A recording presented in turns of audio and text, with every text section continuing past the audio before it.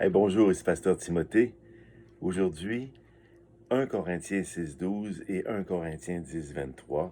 En somme, c'est le même message. Petite différence, je vous les lis tout de suite. Tout m'est permis, mais tout m'est pas utile.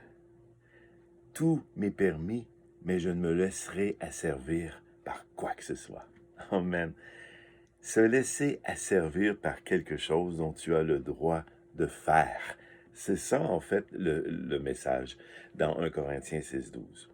Alors, comment arriver à choisir ce que l'on doit faire alors qu'on peut le faire? Imaginez lorsqu'on éduque les enfants, les très jeunes enfants, en bas âge, et qu'on leur laisse le droit de faire tout ce qu'ils veulent, ça ne fonctionnera pas. Il va arriver un temps où ils vont faire beaucoup de mauvais choix parce qu'ils sont en apprentissage. Ils ne perçoivent pas tous les dangers à venir pour eux ou pour d'autres encore. Alors, c'est pour ça que dans l'éducation, on doit restreindre beaucoup la liberté au début et accorder une capacité de faire des choix modérément au fil du temps selon la maturité de l'individu. Et quel qu'il soit, il y a des jeunes enfants qui maturent plus vite que d'autres. Dans notre vie chrétienne, c'est la même chose. Alors, lorsqu'on arrive dans la vie chrétienne, lorsqu'on donne notre vie à Jésus, on ne la reprend plus, eh bien, je pense que ce serait une sagesse d'empêcher les croyants de faire beaucoup de choses et modérément les amener à avoir une maturité qui leur permet de faire des bons choix pour eux et pour les autres. C'est en somme ce que le verset ici nous dit dans 1 Corinthiens 6,12. Tout m'est permis, donc moi, je peux faire tout ce que je veux, en suivant les lois, bien entendu, les 10 commandements aussi. Mais tout ne me sera pas utile. Alors, je prends l'exemple de la boisson. Pourquoi? Parce que la plupart des gens sur cette terre boivent, sauf certaines religions qui l'interdisent, mais en général, même les croyants en Jésus prennent de l'alcool, modérément, la plupart.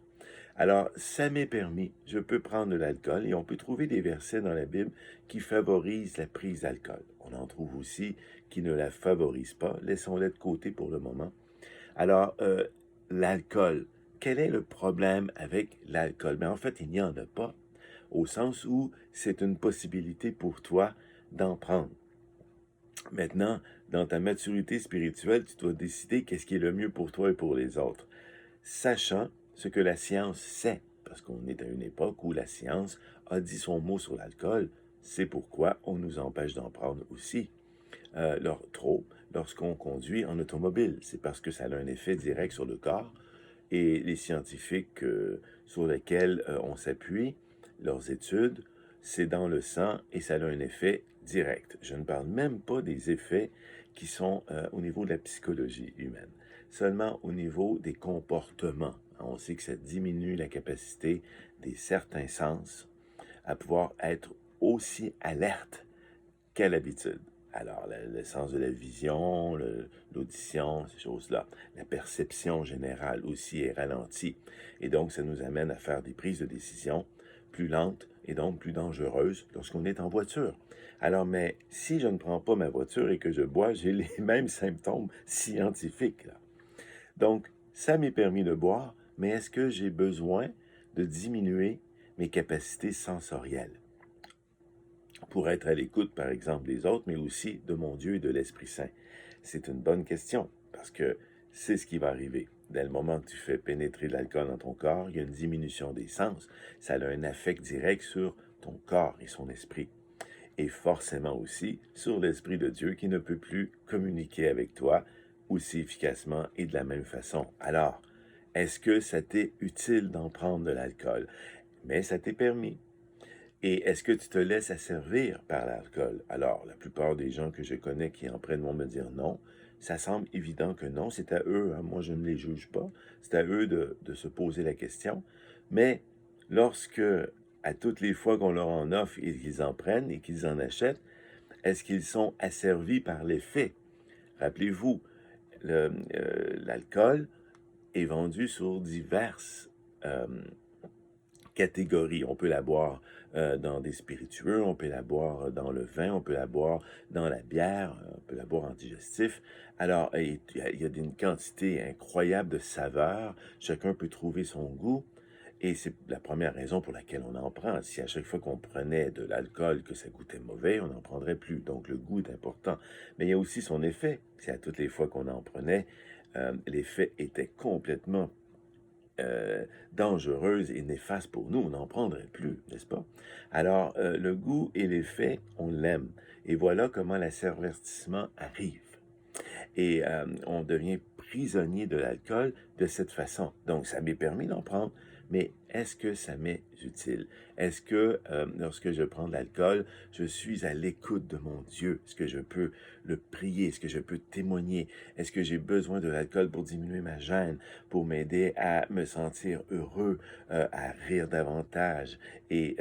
Mais ça, c'est possible que cela arrive, mais tu dois te demander, à ce moment-là, l'Esprit de Dieu en toi n'est pas assez fort pour faire ce travail. Alors, ce n'est pas qu'une question de j'aime le goût, c'est une question de ce qui se passe dans mes sens. On en a parlé au tout début de la vidéo. Je ne suis pas contre l'alcool, évidemment. Je suis pour tout ce qui est utile et qui va édifier. Et voici comment le verset d'un Corinthiens 10, 23, le même Paul qui écrit un peu plus loin, quelques chapitres plus loin, tout est permis. Alors cette fois-ci, ce n'est pas à moi, mais c'est une permission générale. Tout est permis, mais tout n'est pas utile.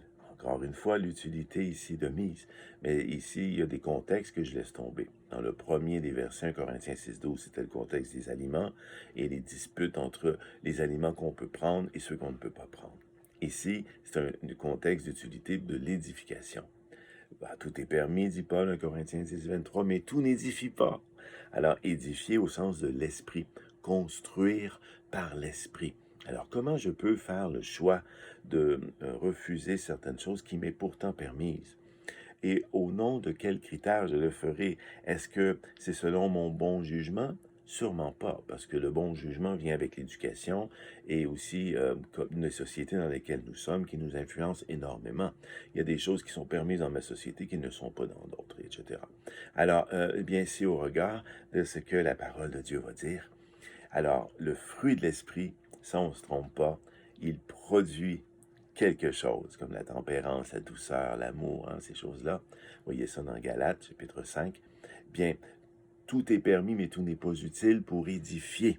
Et dans 1 Corinthiens 6, 12, tout est permis, mais tout n'est pas utile parce que les choses peuvent t'asservir. Ça peut être la nourriture. J'ai donné l'exemple de l'alcool. On pourrait prendre l'exemple de la nourriture. On pourrait prendre d'autres exemples. Ça pourrait être la musique aussi pour certaines personnes. Alors, j'arrête ici. Je vous dis que il faut y réfléchir, il faut demander à l'Esprit Saint de nous diriger en tout temps, puisque nous lui appartenons. Nous avons donné notre vie à Jésus. Ce n'est plus la nôtre. Ce ne sont plus nos choix, ce ne sont plus nos critères à nous qui définissent comment nous allons vivre, manger, boire et tout cela, mais on ne juge pas les autres. On fait des choix pour nous au regard de l'édification et au regard de l'utilité aussi pour laisser le fruit de l'esprit en nous grandir. C'est toujours l'objectif. Nos vies appartiennent à Dieu et c'est lui qui doit en avoir le plein contrôle. Dès le moment qu'il n'a plus de contrôle sur ce que nous mangeons, buvons, disons, écoutons, il faut le lui redonner. Ne l'oublions pas. Amen. Merci. Bonne fin de journée. Soyez bénis. Je vous reparle très bientôt pour une autre révélation. Au revoir.